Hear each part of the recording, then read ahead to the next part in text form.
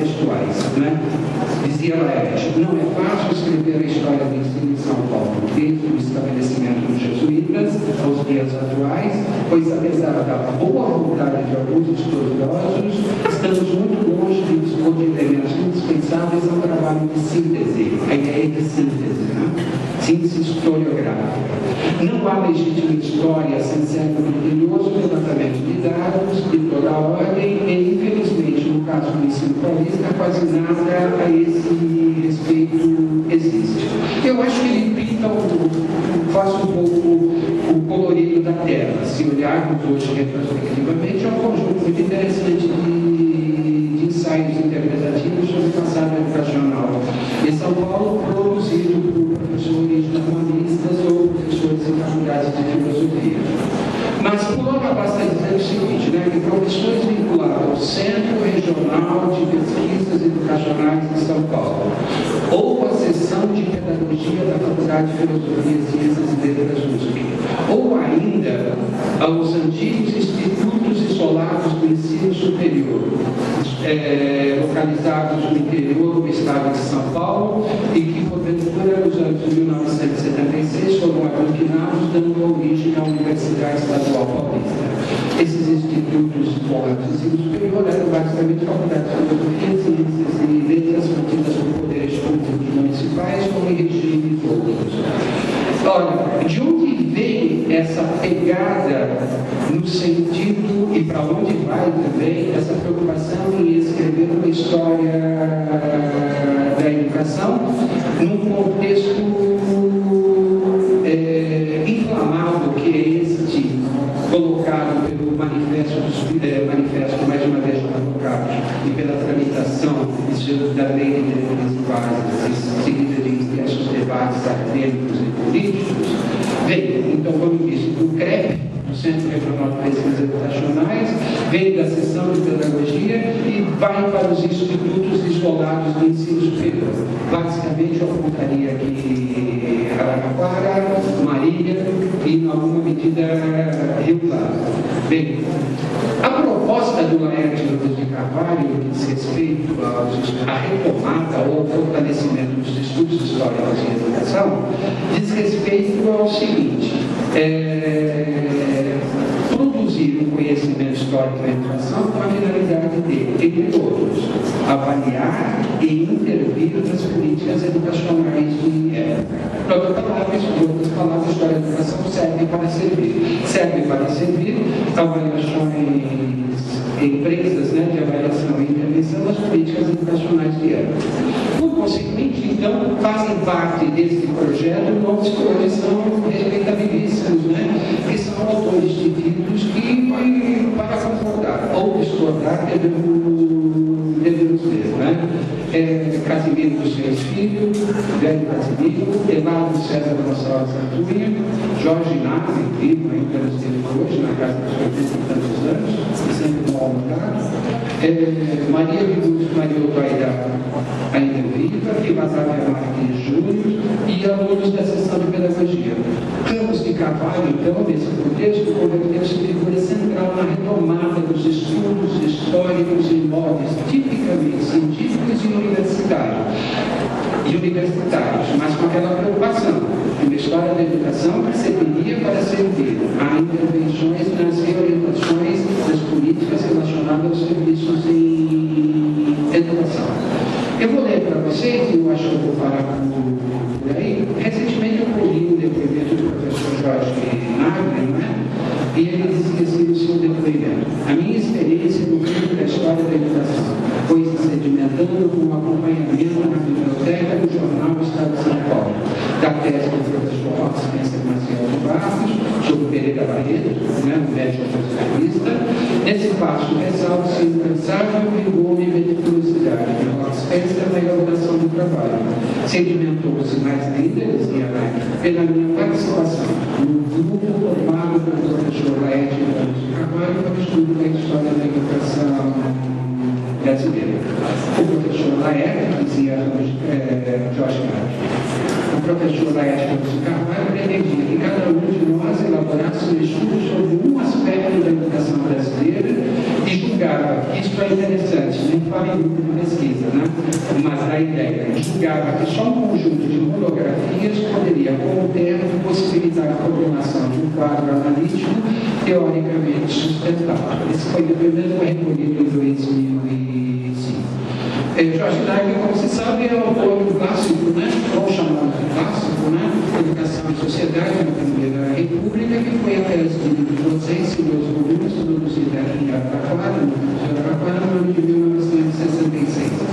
Bem, um pouquinho mais à frente, então, a iniciativa de Raposinho Carvalho e colaboradores, portanto, consistiu, de um lado, creio eu, em diferenciar de outros campos científicos os estudos históricos e educação, conferindo a esses estudos concebendo esses estudos como uma especialização exigência, né? Portanto, compreendido como domínio disciplinar dotado de método crítico próprio, mediante enquadramento monográfico, esta é a característica, mas um enquadramento monográfico erudito, baseado em documentação copiosa. De outra parte, então, procurou-se procurou determinar a relevância social dos estudos históricos e educação, mediante justificativa, são palavras deles, de aprender com o passado. E aí digo eu, né, para entender o presente. Palavras estas ditas do primeiro seminário internacional de estudos brasileiros realizados em São Paulo no ano de 1971. Puxando os manuais e puxando essa minha falação sobre a bibliografia geral, sobre a bibliografia pedagógica brasileira, subsídios para a história da educação, a obra de Primitivo Marcelo, o clássico de Fernando de Azevedo. Eu poderia dizer que, resumidamente, nesta década que antecede, no caso paulista, a criação dos programas de pós-graduação, e dentre eles os programas de pós-graduação e educação, por fim, conjugaram-se práticas, poderíamos dizer, culturais, né? Separadas, a saber, o magistério da matéria da história da educação e a produção do conhecimento e educação. Atividade, a partir, então, atividade que concernia e que conserve, segundo Edmund de Carvalho, a uma especialização exigente, a uma atividade profissional e universitária, dotada de, enfatizo novamente, de exigente especialização. Portanto, são dessa época que dos clássicos, né, da educação e sociedade na Primeira República, a reforma de 1920, promovida por Rafael Glória de Abaixo da Cunha, o ensino secundário do Império Brasileiro, que ainda continua sendo uma referência forte nos estudos sobre o século XIX, de Maria de Lourdes e Maria do Vaidar, a educação e a inclusão liberal, do Velho Casimiro dos Três Filhos, e o ensino normal do Estado de São Paulo no período da Primeira República, de Nildo Maria da Luna. A todos eles fizemos homenagens, né? Tendências e vertentes historiográficas atuais e comunicação. Nas últimas décadas, os estudos voltados à história da educação, creio eu, foram beneficiados com a consolidação e expansão dos programas de pós-educação.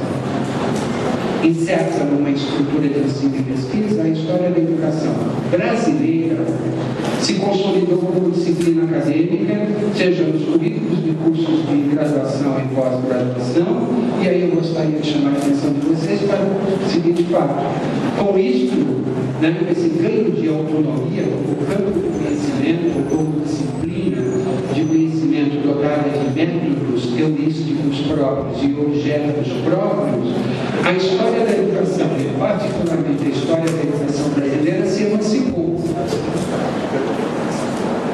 de outros domínios disciplinares conexos. a saber, a história da educação geral.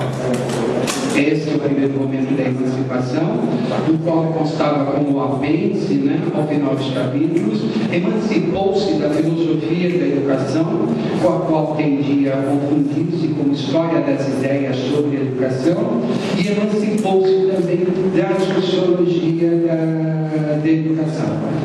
Paralelamente aos programas de pós-graduação em educação, criaram-se instâncias reguladoras da produção do conhecimento histórico e educação, originando uma discussão em âmbito nacional, relativamente nacional e internacional, relativamente à produção do conhecimento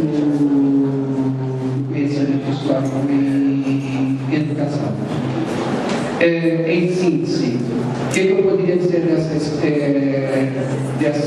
exposição apressadíssima, né?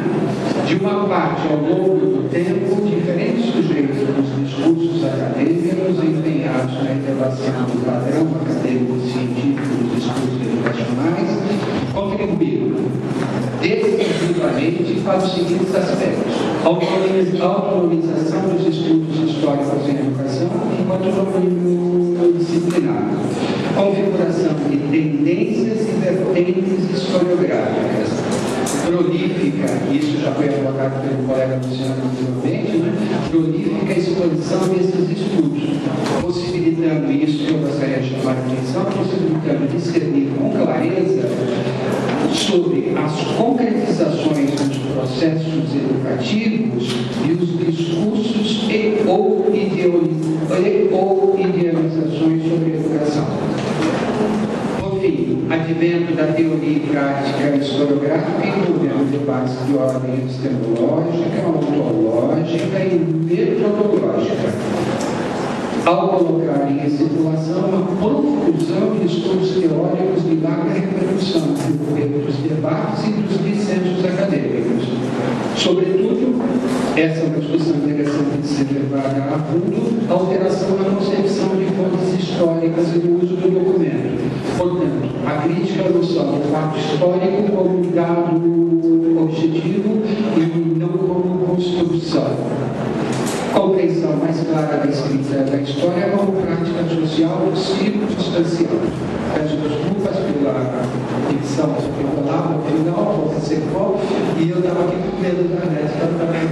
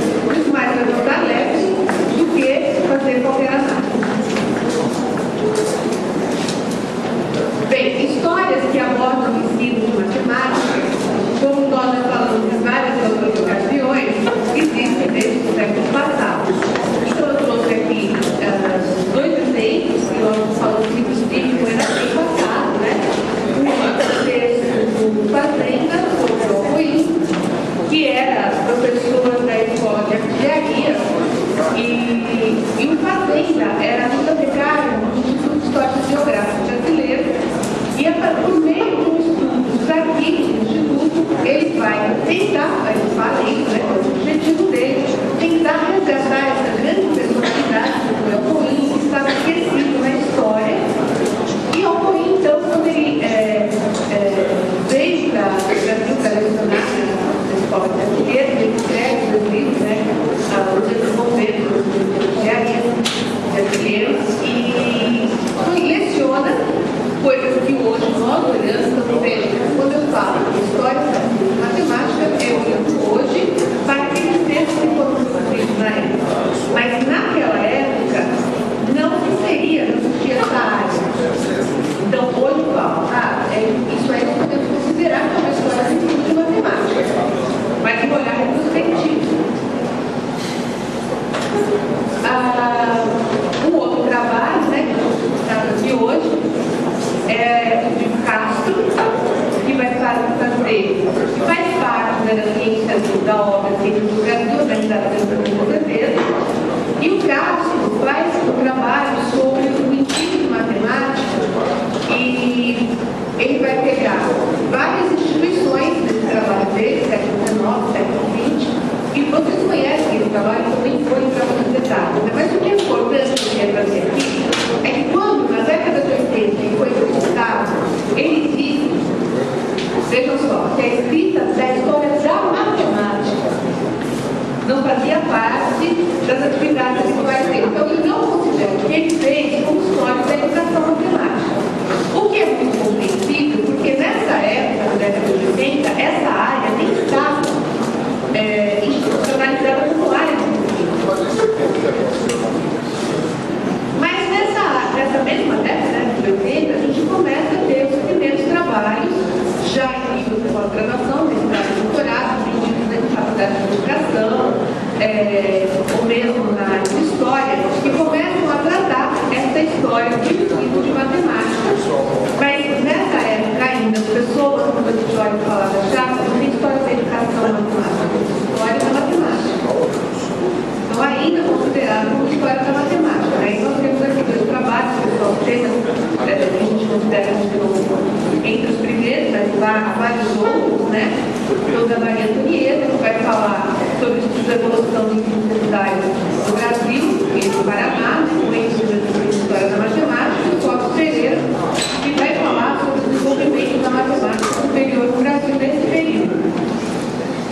Bem, na década de 90, a gente já vai ter 13 dissertações que tratam desse assunto, 4 teses de doutorado e a formação de grupos de pesquisa específicos da área.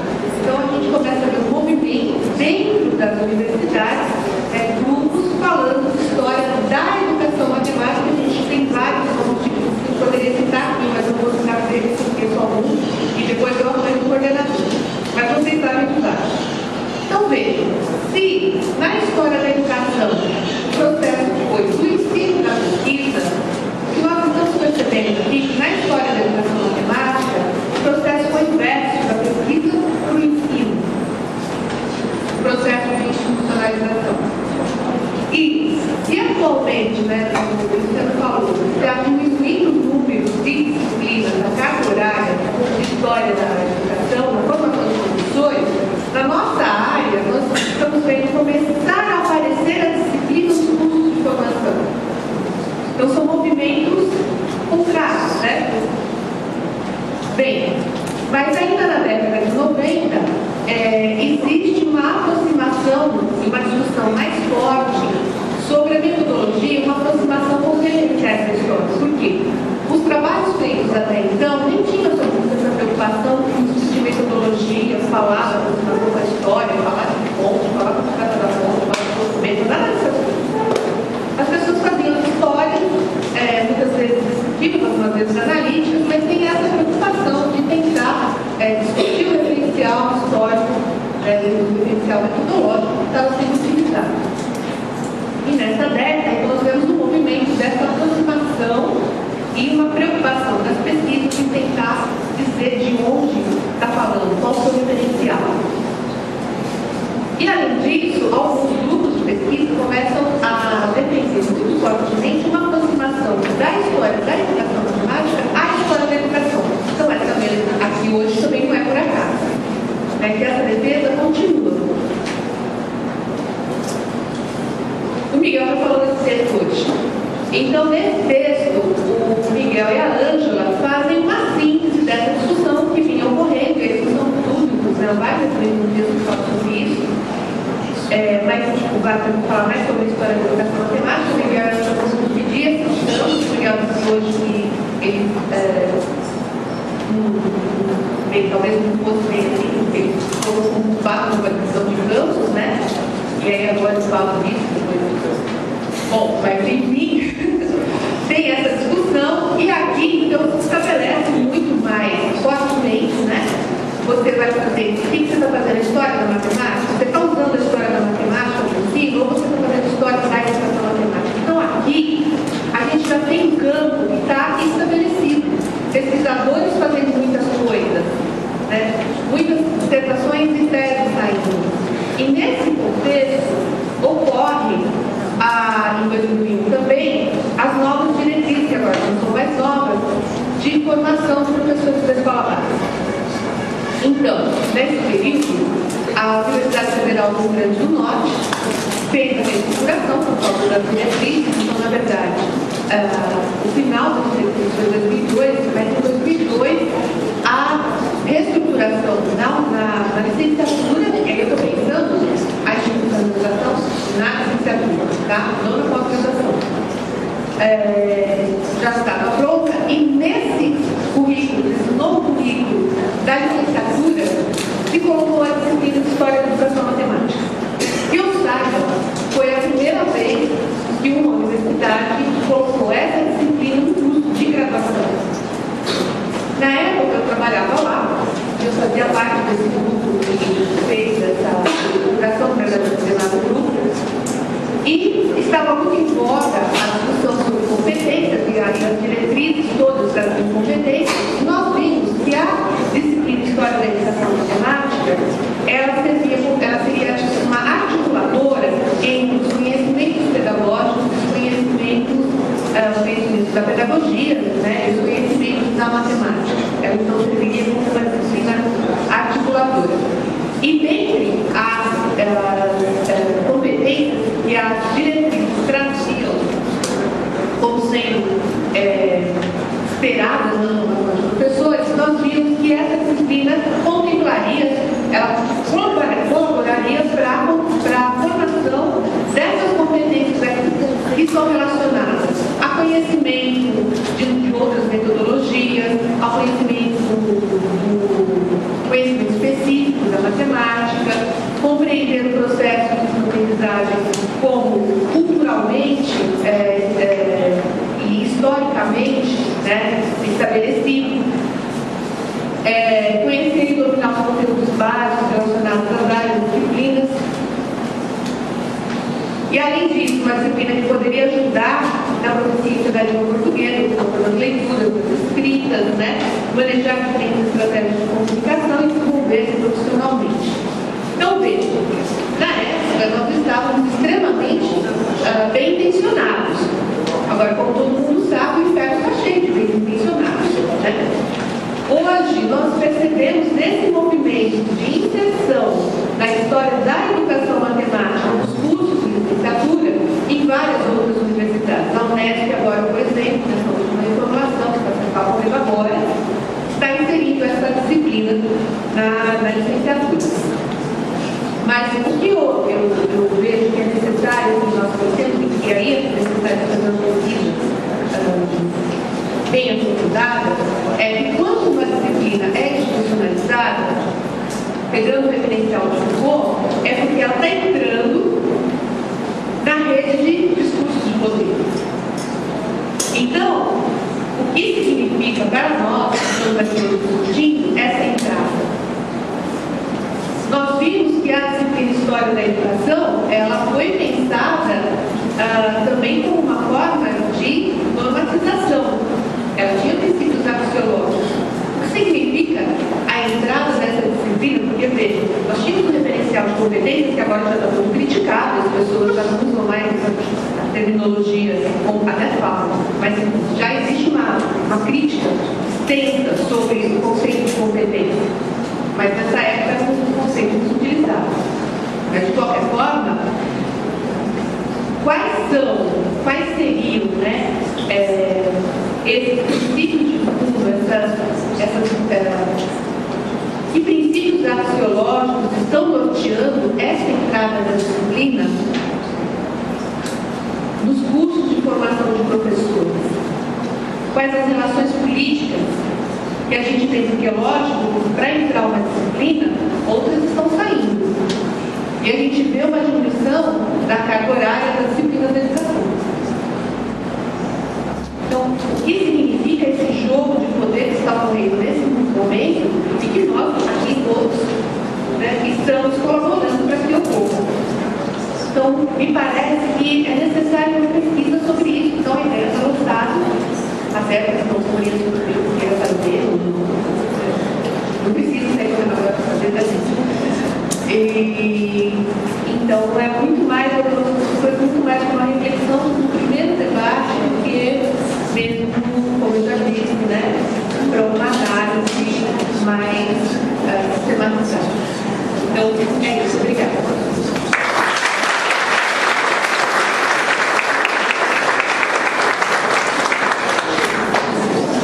Vamos abrir agora para as perguntas.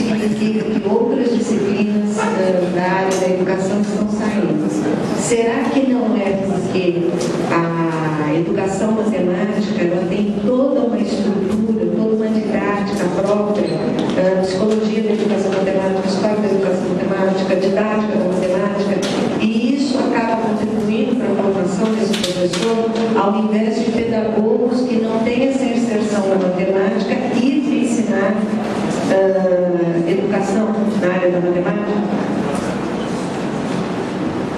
Então, no primeiro olhar, nós podemos pensar assim: a educação matemática está se especializando e cada vez mais nós temos os conhecimentos do pessoal da didática, da história, né?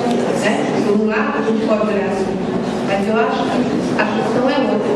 A questão é como que essas redes de poder, de discurso vão se reorganizando de forma a dar descrédito. Porque, veja, ao mesmo tempo que nós aqui estamos tentando uma aproximação com a história da educação, nós estamos dando descrédito aos discursos da educação no geral, como se eles também não dessem essa base aos professores necessários ao trabalho. Isso tem muito mais a ver com uma reorganização institucional dos discursos, que o Miguel está falando, então, uma especialização cada vez maior, né, que o termo disse hoje,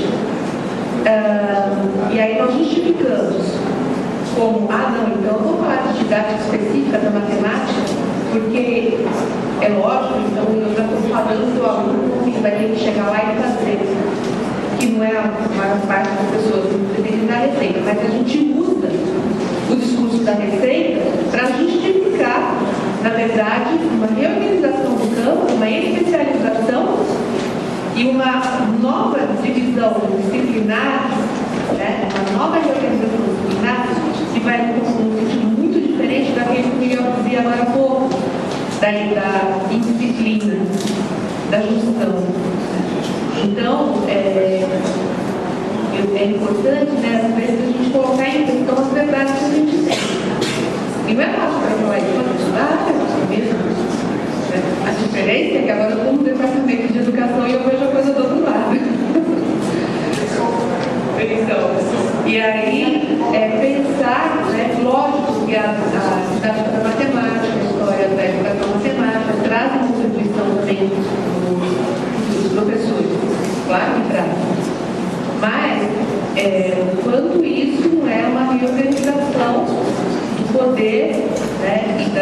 caracterização do discurso da educação geral em prol de uma especialização cada vez maior.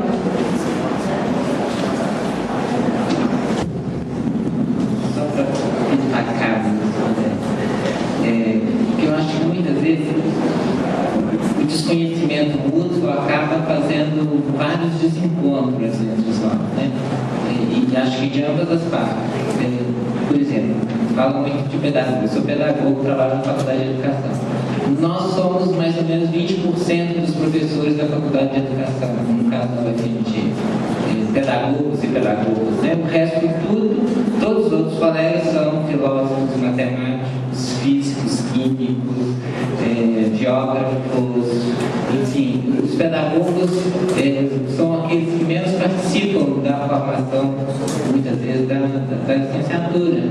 Então, eu acho que essa possibilidade de diálogo, que é uma coisa muito forte, mas acaba também tendo um enorme preconceito, que é de parte a parte, né?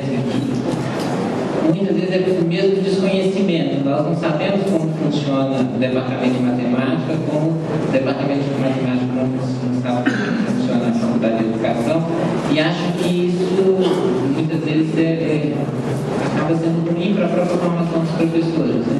Eu lembro que uma autoridade das Olimpíadas de Matemática, para resolver o problema da educação matemática nas séries iniciais, a gente devia levar os pedagogas para passar 2 semestres no departamento de matemática. Claro, se você toma isso, o curso de pedagogia devia ter uns 10 anos, porque o pessoal da física vai falar a mesma coisa, o pessoal da química, né? Enfim, não é um discurso da especialização que eu acho que vai nos adiantar muito em termos da melhoria da qualidade do ensino, seja de matemática, ou de física, ou de química, ou mesmo da alfabetização, né? Como que a gente podia caminhar para um outro lugar dessa discussão? É difícil porque os nossos próprios departamentos acabam dificultando muito isso, mas a escola básica acaba sentindo muito isso, né? Lá na escola é onde isso vai estourar. E é impressionante como estoura mesmo. Tanto que a gente vê a passagem do quinto para o sexto ano, o que acontece com os meninos e com as meninas. Não é devido a outra coisa que eu acho do que aos modos como a gente conduz também a organização das culturas profissionais especializadas, né? Acho que isso tem repercussão. Talvez a gente pudesse caminhar um pouco para diminuir essas tensões que ocorrem no campo da formação dos professores e que nós retroalimentamos muitas vezes.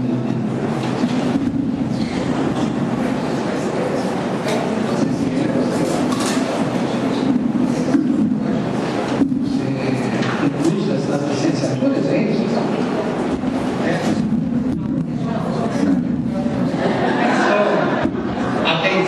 Atenção é diferente, né? Porque 70% da nossa reitoria está recomendando passar crise das universidades públicas, paulistas, que esses cursos sejam, essa parte pedagógica, sendo misturada preferencialmente educação estatal.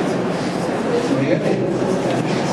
Quer dizer, ao mesmo tempo que aumenta a participação de pedagogia, ao mesmo tempo recorre a eleição difícil, eu posso fazer isso. Eu não sei se todo mundo aqui, tem várias pessoas voltadas, né? Acabou de chegar, acabou não, no começo do ano, na verdade, são 2 anos que a gente não devolveu já das universidades, estão aumentando a carga em educação de 5% dos que tem da pública. E o que tem ocorrido lá em Claro, por exemplo, né? Há todas as disciplinas da educação, os professores da educação matemática estão preferendo para eles. Então, está história da educação para lá, sociologia da educação matemática para lá, educação da educação para lá. Então, existe sim uma descaracterização do curso da educação geral em prol da especialidade.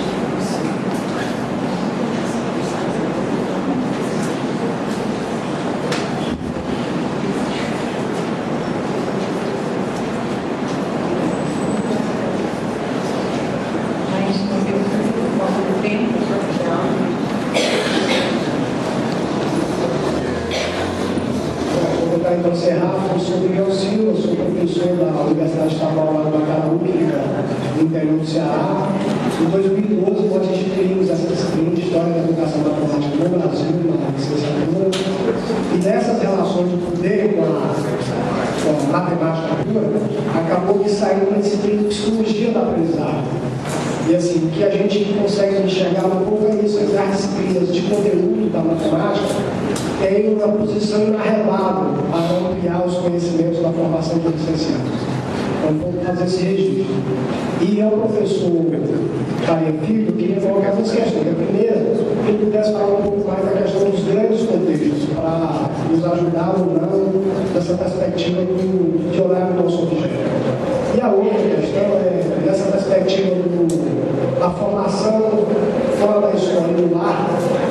Assim, a gente olha para as políticas públicas, governamentais, talvez avanços do Estado, políticas de Estado, que a gente está vendo é uma ampliação do tempo de escola com as escolas de tempo integral.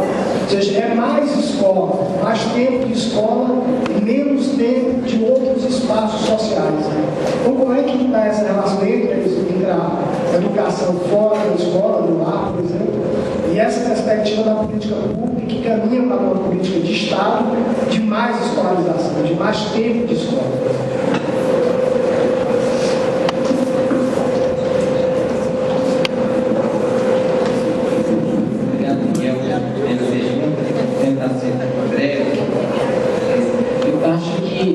Em relação a mais tempo, que eu queria demarcar com a discussão sobre a escolarização doméstica, particularmente, é que talvez pela primeira vez, de forma sistemática, nos últimos 2 séculos e meio, a gente toma clara consciência de que a escola pode ter fim. Claro que nós demoramos 2 ou 3 séculos para construir a sociedade escolarizada, digamos assim.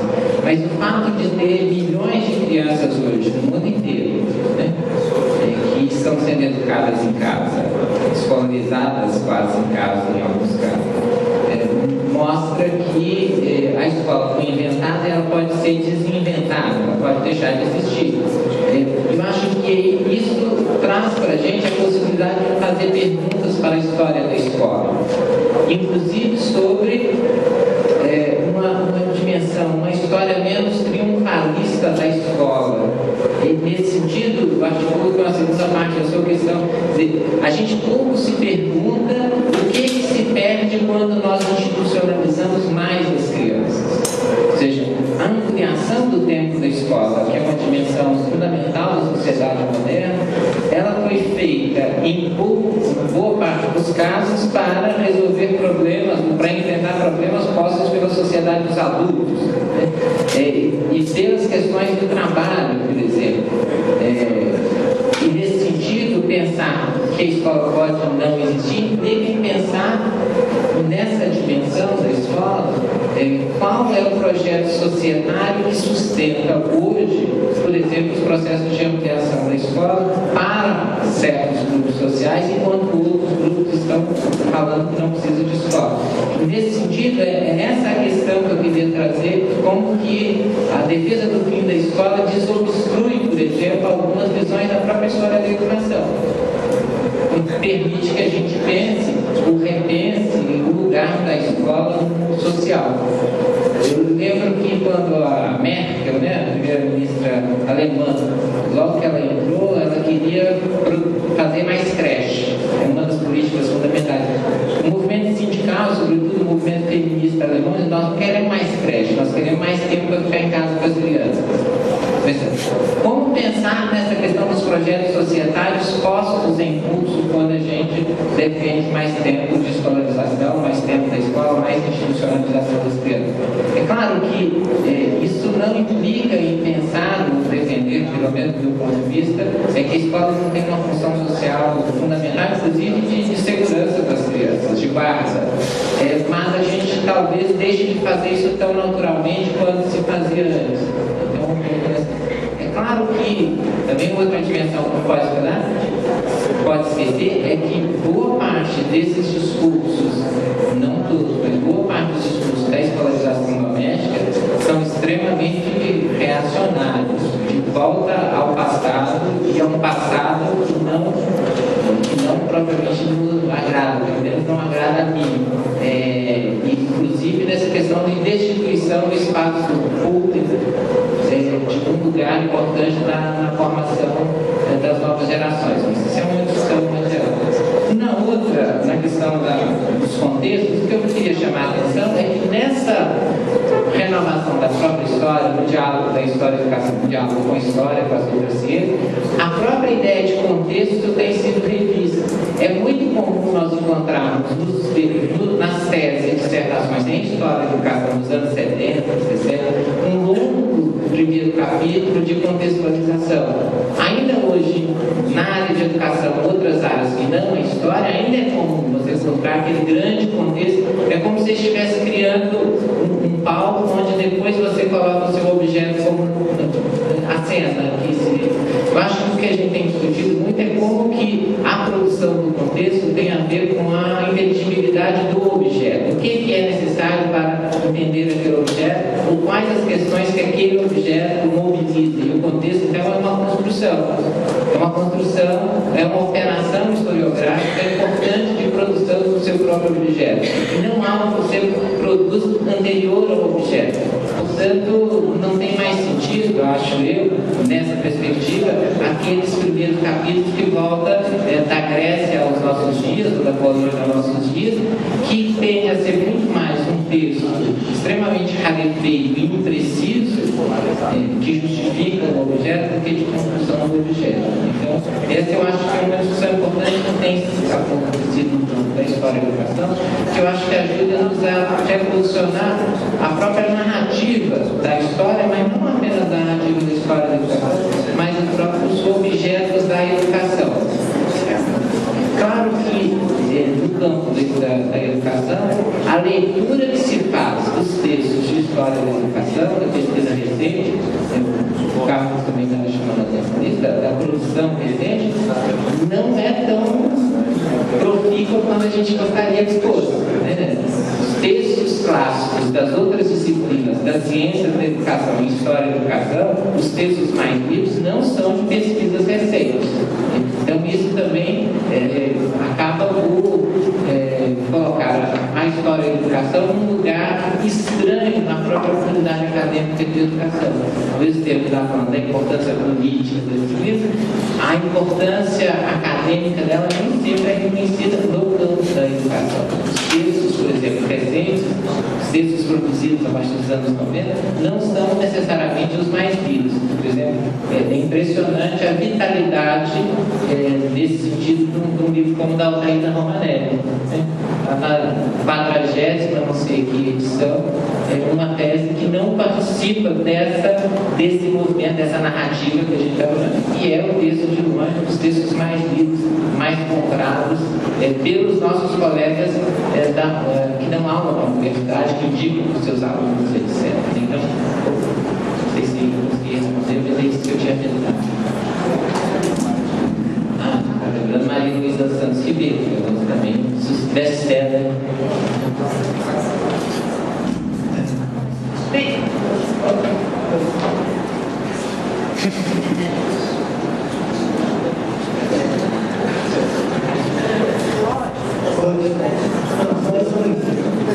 Só não pensar algo assim, talvez assim, podia colocar essa discussão nas próprias saídas de formação, do projeto de formação de professores no Brasil, né? Eu acho que essa dualidade que a gente tem de formação, formar um professor, né, para a escola de pequenas letras, né, e formar um professor, né, para os cursos de licenciatura, essa dicotomia ela está posta basicamente desde a criação da primeira escola normal no Brasil, a Cândia depois vai falar sobre isso, mas ela está posta lá já. Então até hoje eu acho que os currículos de formação dos professores na pedagogia e na licenciatura são completamente diferentes, justamente por essa raiz, que até hoje não conseguiu, né, sair dessa duplicidade de formação. Por um lado, né, o diálogo na formação do pedagogo com a história, com a filosofia, né, enfim, com a política, e no caso da formação dos licenciados, aquela formação estritamente cientificista, técnica, né. Agora, por outro lado, é curioso como a gente pode estar aqui hoje, né, num congresso específico. Então, eu também sou de uma faculdade de educação, lidando com a educação matemática, mas com colegas que vêm de uma faculdade de educação, não fazendo propriamente educação matemática. Então, acho que isso é sintomático, porque é muito diferente quem faz hoje educação matemática estando no departamento de matemática e quem faz educação matemática estando na faculdade de educação. Então, os olhares são diferentes e a gente tem que explicar por que razão a emergência, né, de uma reflexão em torno da história está muito presente na disciplina matemática e completamente ausente nas outras. Você não vê jamais no Brasil, embora você esteja movimentos, né, na física, no caso de ensino de física, mas você não vê jamais um congresso específico falando de pesquisa em história da educação matemática. Né? E temos outros, né? Pesquisa em história da matemática, etc. Então, eu acho que é muito, a gente tem que explicar um pouco essa relação de força e poder que a própria disciplina matemática, em relação às demais, toma no momento contemporâneo, para ponto de justificar o próprio encontro, uma própria comunidade de doença. Então, um certo poder, né, que eu já falei isso amanhã, não vou retomar, mas eu acho que tem a ver com isso também. Então, talvez essa discussão não se resolve acrescentando agora a história da educação matemática na formação dos licenciados. Porque aí nós vamos ter que inchar o bico, vamos fazer outras coisas também. Mas talvez repensar a própria formação do professor no país, né? Num outro contexto. Repensando, inclusive, não só a questão de uma escola disciplinar, nós podemos fazer de outra maneira, como a própria disfunção da escola, como o senhor está dizendo. Eu acho que esse é o nosso desafio hoje, não só enquanto historiadores da educação, como também historiadores da educação matemática. Repensar o projeto de educação do país, de formação de professores do país, à luz de um novo tipo de escola, que não é mais necessariamente uma escola disciplinar e nem mais necessariamente a questão do projeto de uma escola nacional. É só uma